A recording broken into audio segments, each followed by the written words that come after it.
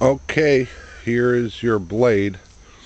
This side has 2 coats of primer, 2 cans of primer on it, which you can't really tell because it just sucks it up. But this primer is over a coating, which, you know, if we could see it on the other side, this is a prep for steel to convert any rust.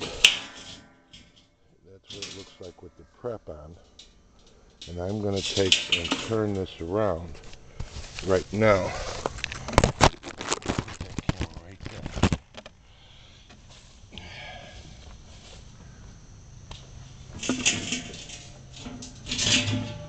I got to prime the other side.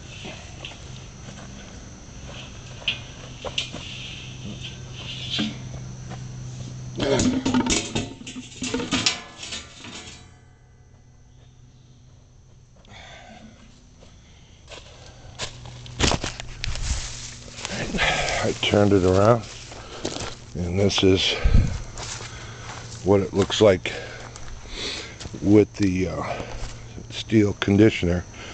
This turns a rusted surface after I sanded it into a paintable surface.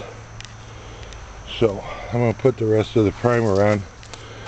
We've had 100% humidity here for the last few days, so I can't really do it until it completely dries. Otherwise it'll get ruined.